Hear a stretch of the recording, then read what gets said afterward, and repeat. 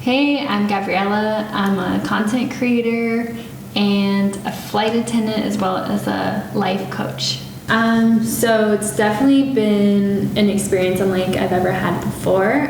It's allowed me to, it's challenged me to be very, adaptable to a lot of different circumstances. I might be waking up really early one day and I might be staying up all night the next.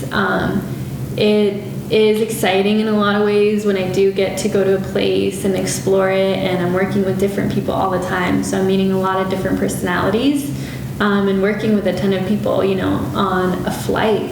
It's definitely very dynamic, but it does require a lot of physical energy, whether it's staying up or just, being on 3 different flights in one day. It takes a lot out of you. So that's why it's really important for me to have those routines that balance me out and that allow me to check in with myself every day. And this yoga mat has come with me wherever I go. I have it in my suitcase and I unpack it into my hotel rooms, and it's just like my little safe corner that I take with me wherever. So being a flight attendant has been super fun in some ways, and in other ways very draining. And I'm actually going to be leaving in a couple weeks. I'm going to be working at a healing center in New York, and I'm really excited about that because I feel like it's very aligned with where I want to go as a content creator and as a coach. I definitely want to be in the energy of people that are doing healing and people that are coming in to take better care of themselves. I'm so grateful for, the opportunity to be a flight attendant. It's definitely a coveted position, and it's exciting. But ultimately, I needed to take care of my physical health and my mental health, and for me, that requires a level of routine and having the same sleep cycle and being able to see my friends more often and my family. And so I'm really looking forward to this new chapter of my life, which is going to be a lot more stable, I think, and flourishing, so that I can do other projects, so that I can have more time and more stability to do what I really love, which is inspiring others to focus on their self-development, to listen to their hearts and go out there and do what they really dream of. So I'm excited. It all started with me getting into self-development because I wanted to build a life that I was really proud to live. And so I basically have this really big passion for travel, and that's been, my number one priority in life. And I've been able to, go to 25 countries, and I kind of made that my cornerstone, and my goal. And I was figuring out how I could build my life in order to make that possible. And a lot of that was not very conventional. I didn't really have this career after I got out of college. I did things a little differently so that I could have a freer lifestyle that allowed me to travel and to focus more on what I was really passionate about. And it's not always easy being non-conventional and listening to your heart and taking leaps of faith. And I was able to kind of gain the support and the inspiration by reading books and seeing other people on YouTube or on social media. And I want to be that support system for other people to be able to branch out and go focus on their dreams, even if the people around them aren't necessarily supportive or don't understand. I want to be that person that tells you that you can do it, and it's okay for you to listen to your heart, even if it doesn't make sense to other people. I think it's just really important for us to be authentic to ourselves and our own needs, despite what society might tell us or what other people might tell us. We know what's best for ourselves, so I just am really big on supporting people when it comes to that. I feel like I moved to Vietnam for a year, and I didn't know any Vietnamese, and I had never been before, and I just up and left by myself. And my family was like, "What are you doing? You're kind of crazy." And it ended up being such like an amazing experience because it's where I really grew and I really became my best friend, because I had no one but myself for a while. I really came to depend on myself and to grow through that. And that's something that I feel like my heart knew that I needed in order to grow and develop and be more independent. And I went for it despite other people understanding. And now I'm at another point where I'm leaving this career as a flight attendant that many people want to be able to do. It has great benefits. It has so many shiny things about it. But I'm leaving to go do something where maybe I'm leaving some money on the table. I'm leaving the benefits on the table. But I know that I want to be in the energy of healers and of that space. So that's what I'm going to do, even if it doesn't make sense to other people.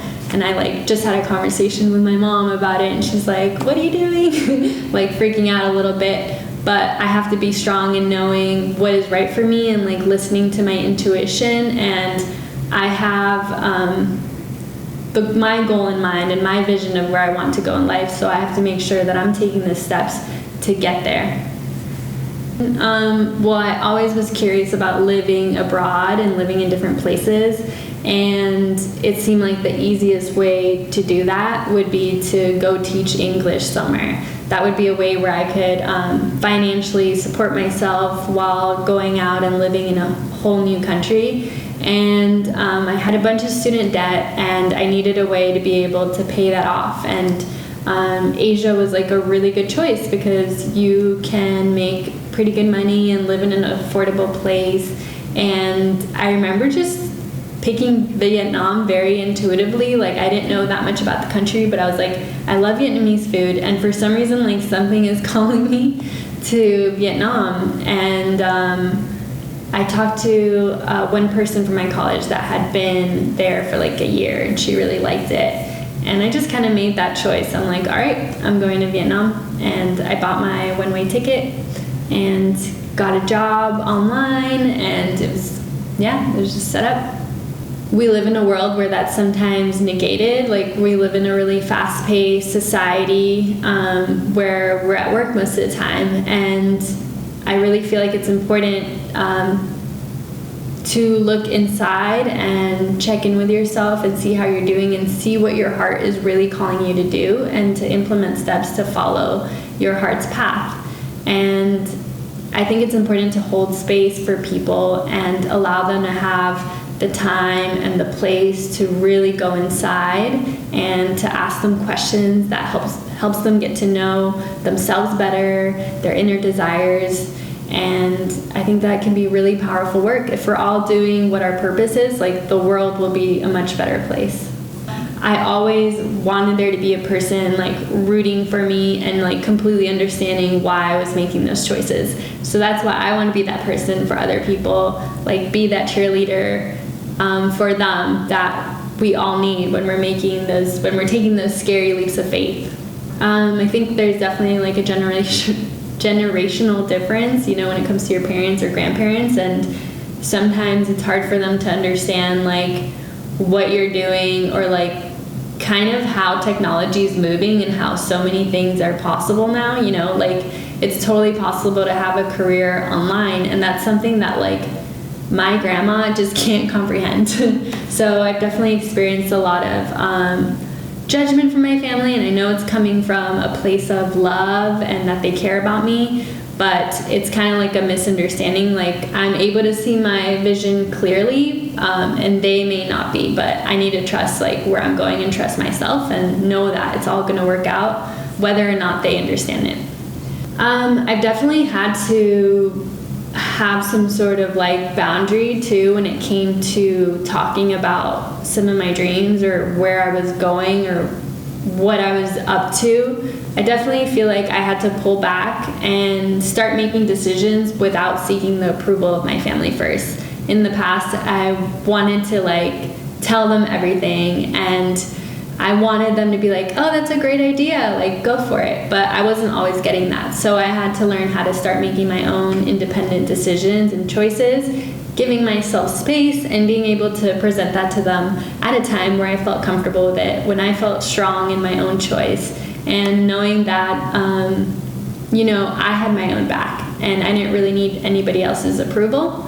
And also understanding that they are coming from a place of love, understanding that they do love me. It's just in a way that might be, a little different. That's just how they show it. Become crystal clear about what you want and don't settle for anything else. I really do think that if we have a dream, that can really be a guiding force for us to do our purpose. I don't think dreams are sort of random. I think that dreams tell us what we are supposed to do. So keep that clarity in mind and make decisions that are going to get you to that place, and surround yourself as much as you can with people that are going to inspire you and motivate you. For me, a lot of that time that looked like just watching a bunch of YouTubers that were doing what I wanted to do, or listening to podcasts that were inspiring. I would just kind of really integrate as much inspirational content into my life as I could, and feel this guiding force of people that had done it before me around me.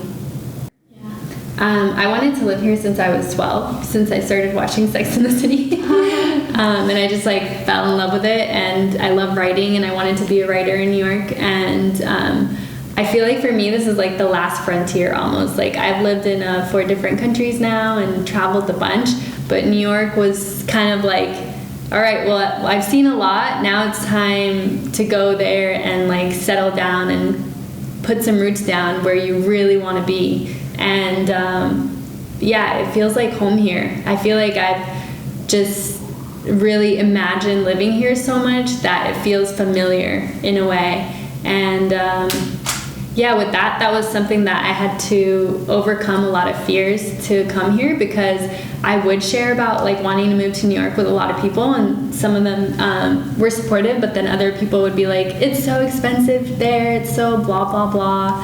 And I really kind of had to let go of that noise and know that for me it would be an amazing place. It didn't have to be an amazing place for them, but this was where I dreamed of being. And I decided to take that leap of faith, and I was able to transfer bases as a flight attendant and come here, and it all happened really fast, but everything's been working out thus far. So that's also something I want to say to people that are going out and chasing their dreams, is go one step further and the net will appear. You know how they say leap and the net will appear? I found that to be true in my life when I take really big risks. So I have a pretty lengthy beauty routine, because I'm in this program with an acne clinic to clear my acne. I started getting acne when I was in my mid-20s, so definitely taking care of that now. So I wash my face in the morning, and then I do the roller, the rose quartz roller that you saw, and I actually keep that in the freezer. And I take it out and roll my face when I'm done washing it. Then I put my toner, and then I put some a face lotion on, and then I put sunscreen. And I wear sunscreen no matter what, even if I'm not going out, because it just protects your skin. And then I will do a very simple makeup routine for the most part, on a day-to-day basis. I usually just put blush on and a little clear mascara on my eyelashes and eyebrows. But when I want a little more oomph, or I'm doing something special, I will put foundation on and eyeshadow and black mascara and a little bit of lipstick. I think I have a much more conscious lifestyle than I used to, and it's all about progress. So I think it is healthy in a lot of ways, because I'm mindful of how I'm feeling physically, mentally, and emotionally. And that's something that I take pride in, is being able to check in with myself with those things.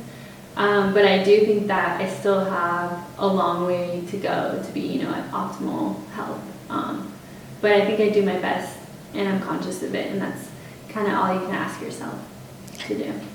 Just to take care of myself, honestly. I've been on this like self-love journey for a few years, and I think that's one of the best ways I can love myself, is to take care of my physical health and my well-being overall. And I want to like thrive. I want to be able to have the energy to like do my passions and be happy on a day-to-day basis, and a lot of that starts with your health.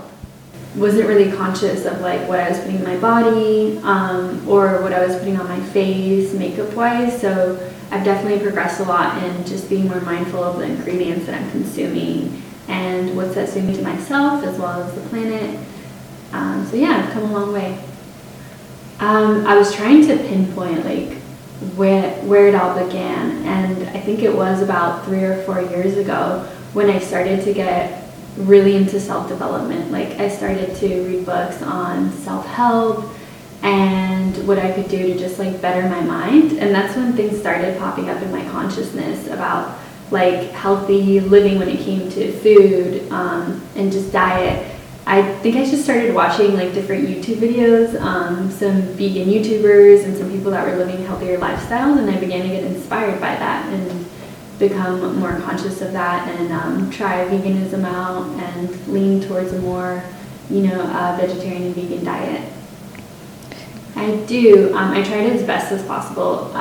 With my job as a flight attendant, sometimes that gets disrupted, but it's really important for me to at least stretch every morning. I actually bring my yoga mat with me wherever I go.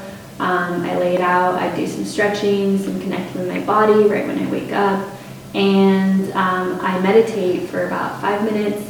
Sometimes that can be challenging, so I always tell people if you can just do like, a couple minutes of just focusing on your breath, it makes a big difference. And I journal every single day. It's really important for me to get all my thoughts out and to just have that moment to connect with myself and see where I'm at.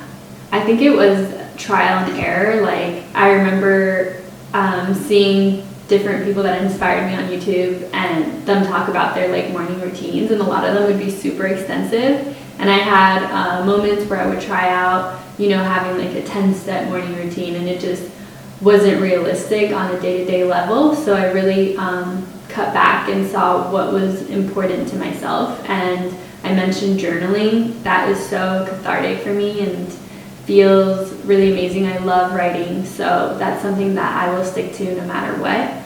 And then stretching was just something that I learned I had to do. Like as I get older and older, I feel like my body maybe tenses up a little more, and my line of work can be very physical, so that's something very important.